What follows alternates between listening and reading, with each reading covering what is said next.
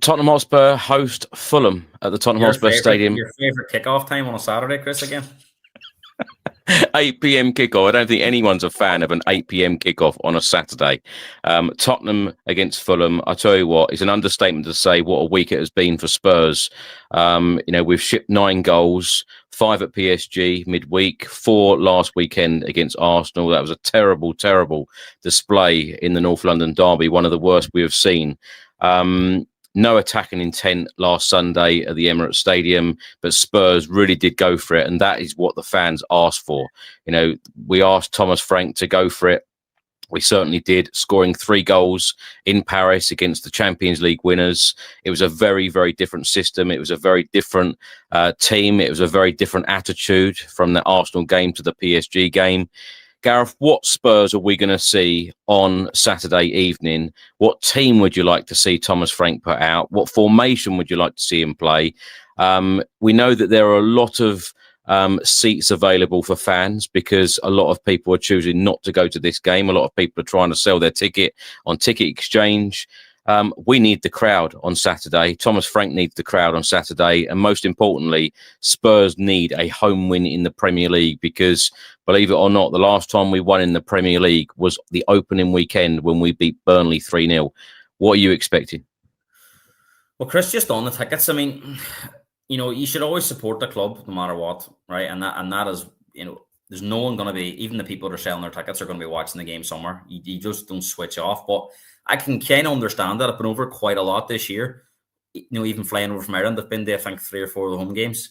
I've been to Newcastle away. I've been to Super Cup in Italy. We usually watch the PSG game.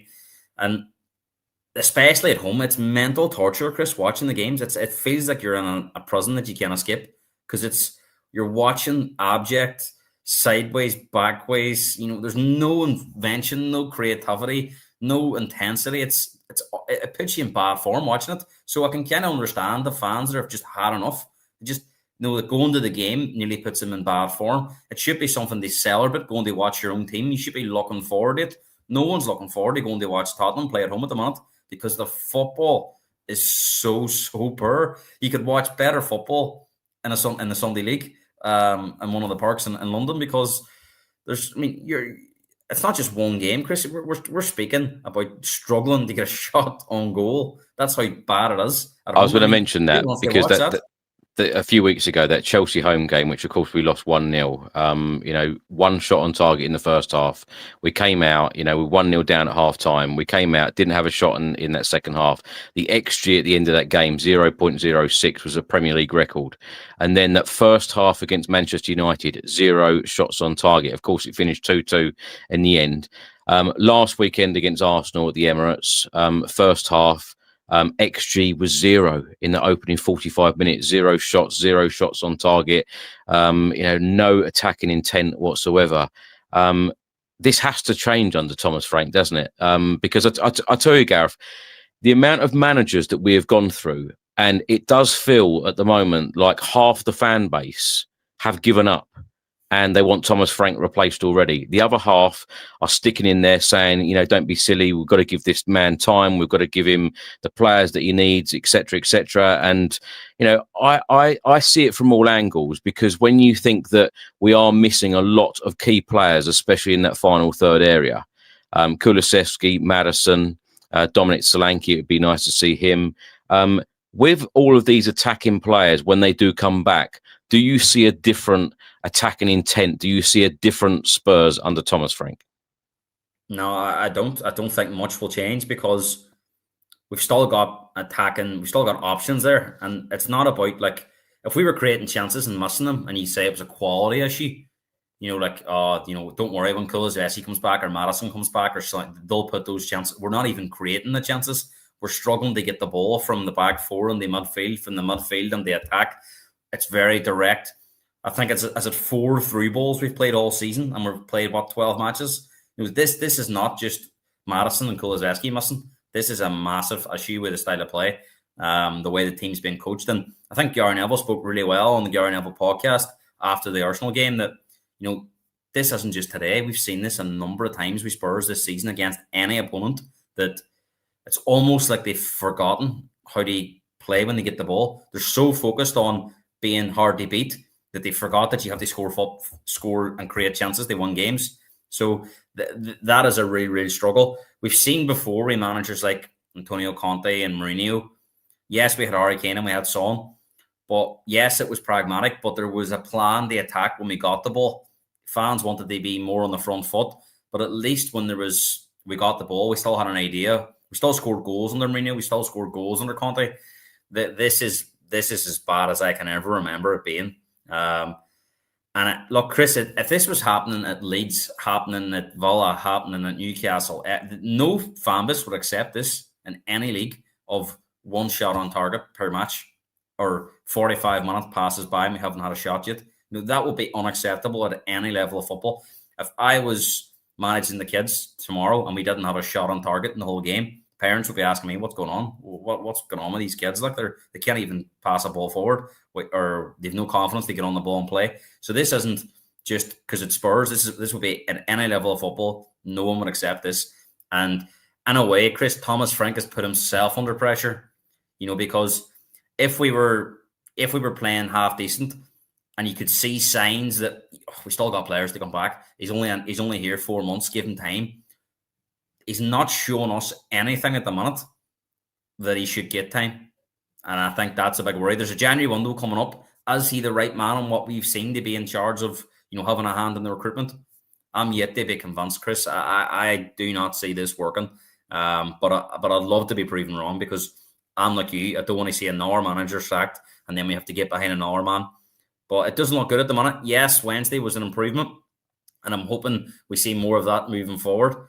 But he's put himself under massive pressure, Chris, against Chelsea and against Arsenal, our two big rivals, and we put out those type of performances. If you think back to Nuno's first season, Chelsea and Arsenal is where he lost the fans. We were smashed at home by Chelsea 3-0. We were beat at Arsenal 3-1, 3-0 down at half-time. He lasted a few more weeks and he was sacked after a dismal home performance against Man United. There's a lot of similarities between these two coaches. Results, style of play. I think under Nuno, it was 5 wins, 5 defeats after 10 games, and he was sacked. We're 12 games in, only 5 wins. So and again, if you look at the 5 wins that Nuno had, all in Man City at home on the first day, the other ones were kind of scruffy ones. Same with Thomas Frank, all in the Man City one. You could maybe give him Burnley, Copenhagen in the Champions League. The rest of them, we could have easily got worse results. So no. It's got to change, and it's got to start changing on Saturday. I want to see an aggressive Tottenham team going out to win the game. And I think, to be honest, Chris, Thomas Frank's got no choice. I think he's going to have to be forced on he's probably going to be feeling the pressure that he has to get the fans on side. Because if he does get the fans on side and results are poor at times, but there is decent level performance, you'll get more time and more sympathy. But not playing this way, you won't. And Jamie Carragher was right. The problem that Thomas Frank's got, if you don't want playing this way, you're going to be under massive pressure. I'm glad you mentioned the word aggression there, because there was a complete lack of aggression in that North London derby, which, for us fans, you want to see, that aggressive style, especially in these huge games that the players should very much be up for. What did you make of the difference with the approach in the PSG game? Because a lot of people that, I was in the stadium on Wednesday in Paris, and the people around me, they were very impressed and very pleased with the reaction. Thomas Frank asked for that reaction. The fans have been very impressed with the reaction, although we did ship 5 goals against the Champions League winners. Some people have accepted the fact that we've conceded those goals because we showed that real attacking intent. Some people that I've spoke to, they said, well, what's the difference between Ange Ball and the game on Wednesday? Because we conceded so many goals and we conceded, we scored 3. Where do you see this going, Gareth? And how does Thomas Frank now? Because it's fair to say that those 2 games, Sunday and Wednesday, were like chalk and cheese. We went for it on Wednesday. We obviously went to Emirates on Sunday to just try and soak up the pressure and go for a draw, because there was no real attacking intent at all. particularly with the XG that I mentioned. But how does he approach this Fulham game? Because he desperately, as I said earlier, we desperately need a win at home in the Premier League. Yeah, it's funny because you sent me a video before the game against PSG, the warm-up, and it was quite similar to what Ange would do in the warm-up. Very with the similar. high line and the Very. defenders. So from that video, you could definitely tell there was going to be more of an intent to get forward. And you could see that from the early. I thought the first 15 minutes we were excellent. PSG were struggling. Probably caught PSG by surprise of how aggressive we were and how high the midfield was, and the wide players were pressing and stuff. So, yeah. And look, we had the legs in there. We had Archie Gray, we had Bergville, we had Sarr, so we had the legs to get about. With Palhinha in there and Bentancur, I don't think it's a good. You can't play that style of football. I don't think it's always going to be about soaking up and being difficult to break down, as opposed to be able to go on the front foot. And if you think back to Wednesday night against PSG, we know that phrase in football, Chris: defend from the front. We haven't defended from the front against Chelsea. We haven't defended from the front against Arsenal. We've let those teams come on to us, push us back into their own half, and then we've got everybody behind the ball. And the biggest issue you've got with that, Chris, and I think Gary Neville said it in co-commentary, it feels like Spurs has 1-0 up here in the last few minutes of the cup final, because I don't know what the plan is here to try and score a goal. And he was right, because whenever we got the ball, we had no options, because everyone was within about 5 to 10 yards of each other. Richarlison was the highest player, and he was back almost like where a midfielder would be. So there was nobody in the Arsenal half. So it was always going to be super difficult to get out. And we couldn't get out, and we just resulted in a long ball getting lumped forward, giving the ball back to Arsenal. I mean, they were happy for that. Whereas against PSG, we won the ball high up at times, forced them on the mistakes. And in those first 15 minutes, Spurs were the team on the front foot. We'd kind of pushed PSG back. PSG are a top quality team, and they've got a top quality manager, so of course they were going to be able to adjust. And in the end, they had too much quality for us. But I don't think, if Sunday hadn't happened, I think a lot of people would have said, you know what, we've went to PSG, we know they're a better team than us. We've given a decent account of ourselves. We've scored 3 goals. Could have scored more, and a lot of the goals were avoidable. You know, you think about if we close Vitinha down, still a wonderful strike. You know, that the handball with Romero I thought was harsh. We gifted them the 3rd goal. So it's not, there was mistakes in there that on an hour night we could have got a result. So I think the manager deserves credit for that, because at the end of the day, individual errors, the players have to shoulder those. You can't blame the manager for an individual error. What Romero did isn't Thomas Frank's fault. But so does that give you a sign then, Gareth? Does that say to you that perhaps that the fan base ought to be a little bit more patient with Thomas Frank? No, Chris, because in a way, nobody expected us to get a result against PSG, and he could not do the same as he did against Arsenal and Chelsea. He had to go about it a different way. So we're going to get an indication on Saturday with the team selection and how we approach the game against Fulham about how brave Thomas Frank's going to be, because PSG, in a way, Chris, was a free hit. As long as he showed some sort of intent, fans was always going to accept that PSG were a better team. If we go and play the same way against PSG as we do against Fulham, concede 5 goals, no one's going to be praising the performance. People are going to say, well, this is crazy. Conceded 5 goals against Fulham. So PSG, in a way, was a bit of a free hit, I think, for the manager, and he played on that. So this next game is going to be a different one. Look, we don't want to see cricket, high scoring games every single week, because you look at Liverpool at the minute, they're conceding 3 or 4 goals every game. It's impossible to win matches that way, but you have to find the right balance, Chris.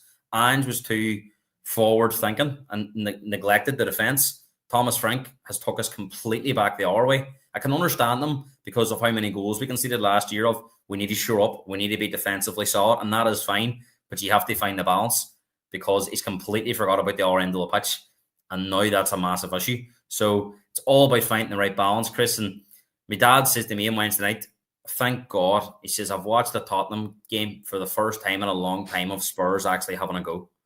And that's what the fans really want to see. Being brave, being aggressive, and having a go. You can accept defeat in certain games, like PSG, but there's no reason not to be attacking Fulham. We've got better players than Fulham, despite our injury problems. Fulham are in a bad way, only 1 point away from home all season in the Premier League. They're poor travellers. This should be, in any given season, this should be a Tottenham 1. But we've got this horrendous home record that needs fixing. But I kind of feel, Chris, that this is a massive game for the manager's future. I think if this goes pear-shaped and he goes back to Palhinha and Bentancur, I think it's going to be really, really toxic in the stadium. He's got to unleash the likes of Bergville and Sarr and getting them running around on there, getting them busy, high press, winning it back, getting Kudus back into the Kudus that we seen when he joined. Kudus has went backwards because of the tactical system. We know Kudus is a good player, but he's not getting enough of the ball. And when he is getting the ball, he's in his own half. So you can put Messi out there, and he would struggle because he's got 70 or 80 yards in front of him. So the manager needs to play to the players' strengths. Kudus, Xavi Simons, Archie Gray, Pape Sarr, even if it's Tell, Miane, Richarlison, they don't sit playing that way that they're being nasty. So we've got to start being a forward-thinking team, and let's hope on Saturday that starts. But you couldn't trust this group, and for me at the minute, I don't trust this manager. Gareth, in a second, I'm going to ask you to predict Thomas Frank's 11, the team that you think he will actually name on Saturday evening. Now, at the moment, Spurs are 9th, Fulham are down in 15th. Now, as I mentioned, Fulham won their last game against Sunderland 1-0 at home at Craven Cottage. But as you mentioned, they are terrible travellers. We've got a terrible home record as well. No side have earned fewer away points than Fulham in the Premier League this season, which is 1, while only Wolves 1 have earned fewer at home than Spurs 5. Fulham have lost their last 5 on the road in the Premier League, last having a longer run between January and April in 2019, and that was 7. What do you think? How does Thomas Frank approach this game? What's the formation going to be? What's the starting 11 going to be? I think he'll go. Well, Romero's suspended, so Danzo will play. So it'll be Vicario. Porro has to. Porro definitely starts this game for me. Porro, Danzo, Van de Ven, and Udogie. I think he'll go. What I would do in midfield, I don't think Thomas Frank will do. So I think Thomas Frank will go with Palhinha, Sarr. I would go with Archie Gray, Sarr and Bergville. And then the front 3, I think he'll go Kudus, Richarlison and Miane. And maybe Richarlison playing almost closer to Miane, but off the left side. But I would go with that midfield 3 of Gray, Sarr and Bergville. But I think he'll bring Palhinha back in. Because Bentancur's played a lot of football recently. And Palhinha didn't start the game on Wednesday night. So I would imagine they'll bring Palhinha back in. And I don't think that'll help us in this game. Gareth, it's good to see Richarlison on the score sheet in the last couple of games, and also good to see Randall Colomwani scoring his first Spurs goals, ironically against his parent club, PSG, but a couple of good finishes there. Yeah, and I think it's that trouble is always going to be for a striker getting your first goal. But he has looked bright in the games that he's played. It was unfortunate he got that injury, didn't he? And look, big credit to him, because I've seen the players. We've seen Kulusevski wear it and Kane wear it and saw him with the nose. That one looks even more uncomfortable because it's right on his chin. Yeah. So credit to him. It didn't affect his performance. I think Richarlison plays because he scored 3 and 3. He's undroppable, really. He's got to find a way to put him on there.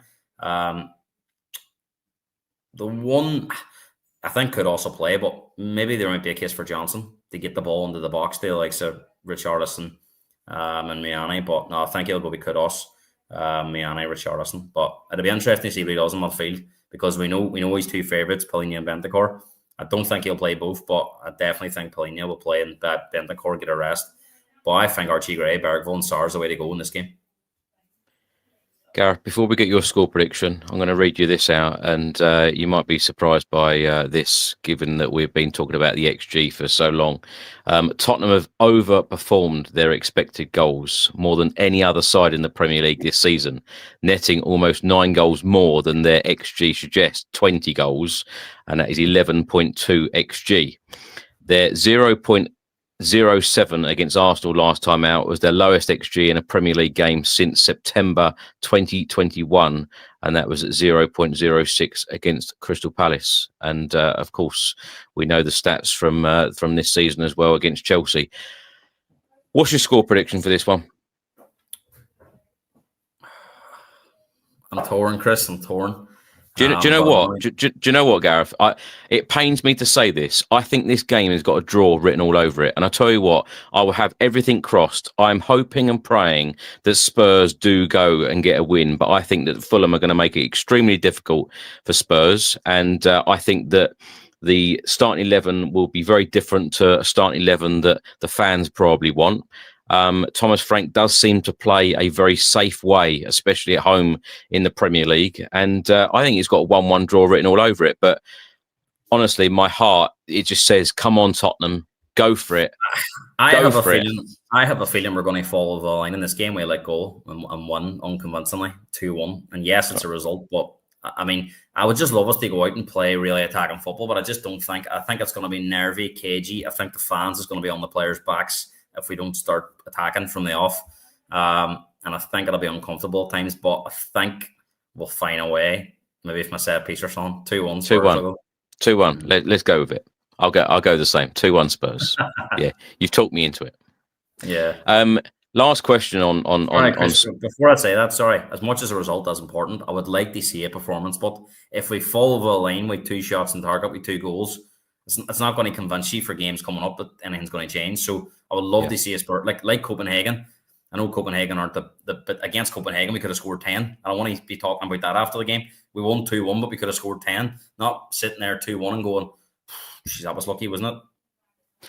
Yeah, it's funny you should mention that because I've heard a lot of people and also seen a lot of these sorts of arguments or debates, if you want to call them that, online about people saying, well, tell me, what you're seeing, why you're having confidence with Thomas Frank going forward, because you want to see that attacking intent. You want to have that moment. Some people are talking about that Thomas Frank had that Mauricio Pochettino moment on Wednesday against PSG. I'm not really buying that. If I'm honest, no chance. He needs to do a lot more to convince me he can be the next Pochettino. A lot more. Yeah. In terms of league position, very quickly, what would be a successful season for Tottenham?